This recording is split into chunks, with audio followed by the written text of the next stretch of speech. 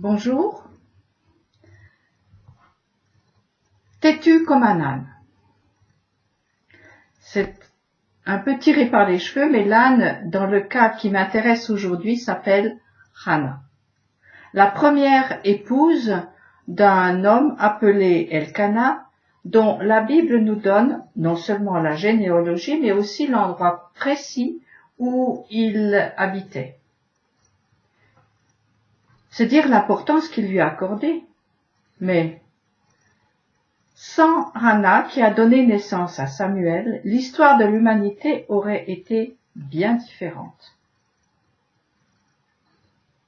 Hannah n'est pas une mère d'Israël comme Sarah, Rebecca ou Rachel et Léa, mais elle est la mère d'une lignée qui invoque le nom de l'Éternel et à qui l'Éternel lui-même répond.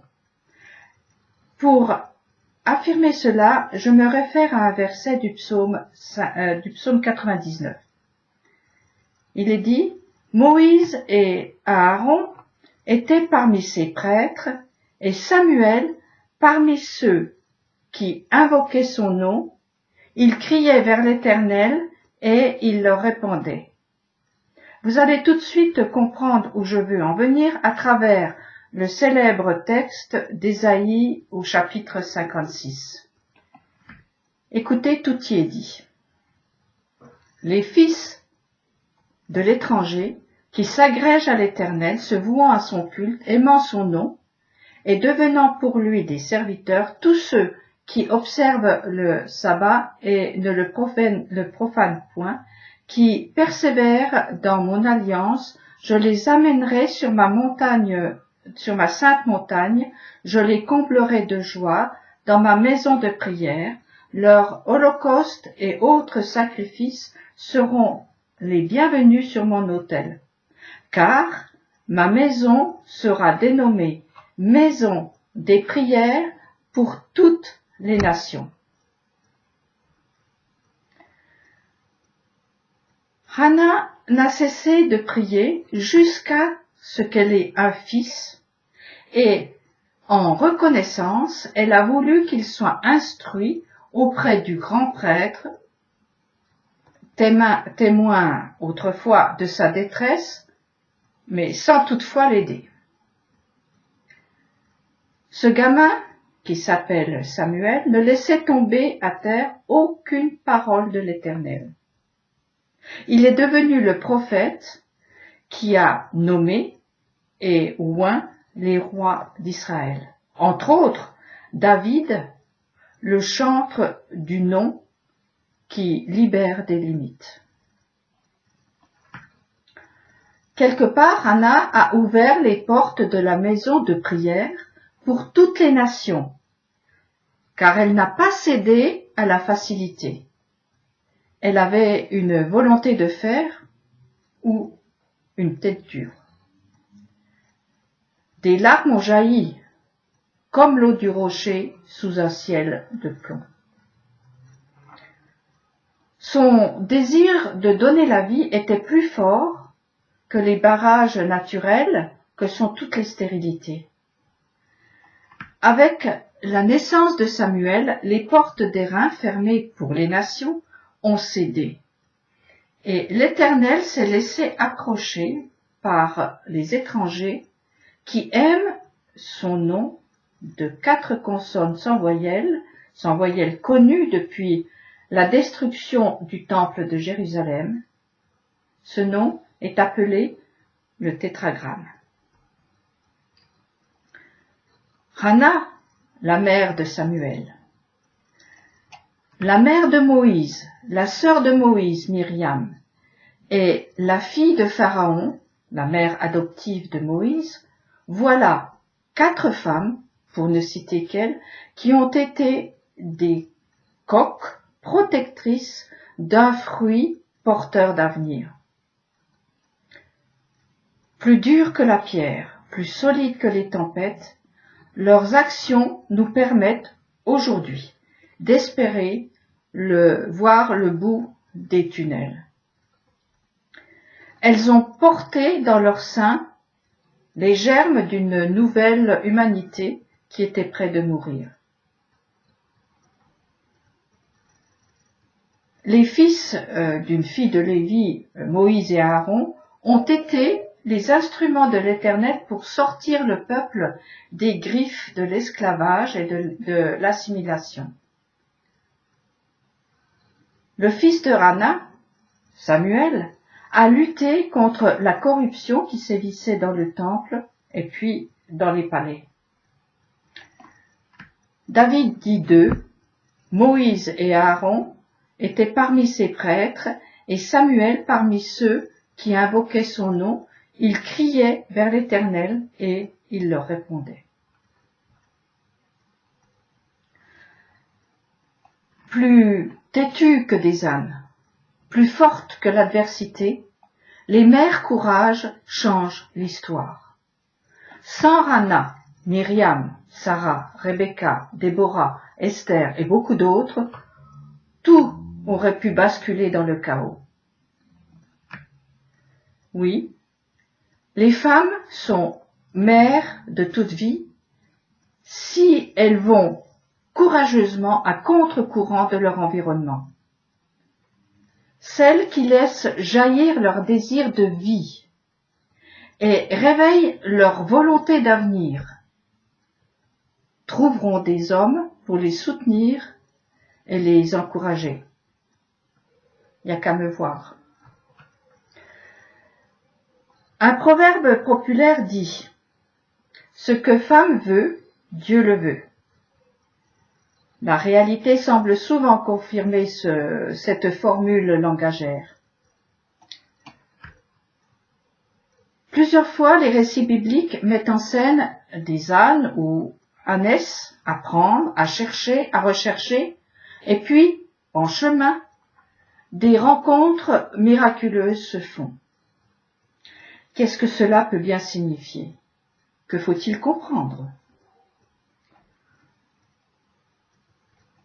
En voulant vouloir, en désirant désirer, en recherchant la qualité perdue ou oubliée de l'âne, qui est de toujours vouloir aller de l'avant, on rencontre la solution et l'aide qui va avec. Jacob a béni un de ses fils, Isaacar, de cette qualité en disant « Isaacar est un âne musculeux qui se couche entre les collines. Il a goûté le charme du repos et les délices du pâturage, et il a livré son épaule au joug et il est devenu tributaire. » Cette bénédiction d'un père à son fils ne semble pas très positive. Cela ressemble au statut des femmes devenues tributaires, car elles ont profité de ce qui leur est offert et livré du coup leur épaule au joug. C'est d'ailleurs ce que conseille Elkana à son épouse. Profite, cela doit te suffire, ne cherche pas autre chose. Oui, mais voilà, un âne est musculeux, dit la bénédiction. Il est fort, malgré sa petite taille et ses pattes fluettes. C'est ça qu'il faut retenir. Il est fort, il a du muscle et une volonté incomparable. Malgré la charge, il peut se relever. Ces femmes bibliques elles sont représentantes du côté féminin de l'être. Ces femmes bibliques sont de ce gabarit-là. Elles sont des modèles de ce dont il faut prendre conscience. La femme est forte et porter loin sa charge. Elle a aussi de grandes oreilles qui captent ce que peu autour d'elle entendent. L'appel de plus loin, et de vouloir servir un intérêt supérieur au leur. Par exemple, faire un fils pour qu'il soit un instrument de délivrance. Hannah est de la trempe des femmes transgressives, pour qui la vie triomphe du destin. Stérile, elle a résisté aux moqueries de sa rivale, aux consolations de son mari et aux moqueries d'être une femme ivre. Et puis, une fois mère, elle s'est séparée de son fils unique pour le bien du temple. Bien avant Hannah, les filles de Lot n'ont pas hésité à avoir des relations incestueuses pour assurer une descendance à leur père. Plus tard, la belle-fille plutôt de Juda s'est déguisée en prostituée pour donner un fils à la maison de son mari décédé. Et n'oublions pas Ruth, qui a eu un comportement plus que douteux pour donner un fils à la famille de Naomi. Toutes ces femmes ont une force de vouloir têtue pour que la mort n'ait pas le dernier mot. Toutes ont un lien avec la lignée de l'étranger qui invoque le nom de l'Éternel, comme le dit Ésaïe.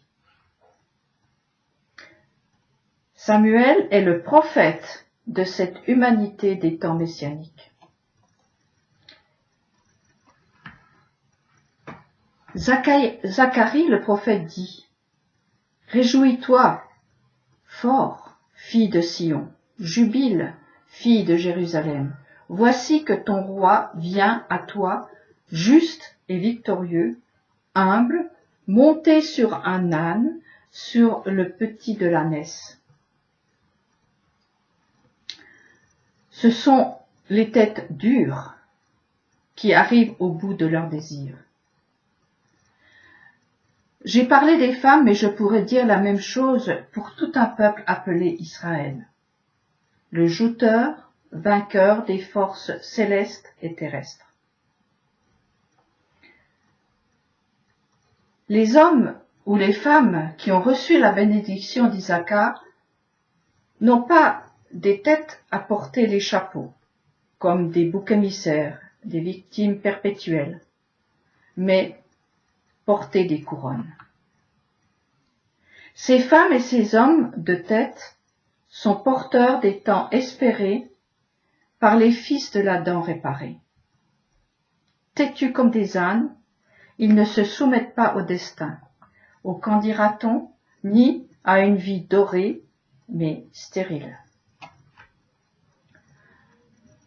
Allez, les ânes de l'Éternel, porteurs de la royauté, faisons nôtres les prières de Hannah, de Moïse et du peuple d'Israël. Vous les trouverez dans 1 Samuel chapitre 2 et au chapitre 15 du livre de l'Exode. Je cite juste le refrain que Myriam fit répéter aux femmes. Chantez l'Éternel, il est souverainement grand, coursier et cavalier, il les a lancés dans la mer. Allez, mes amis, avec courage et détermination,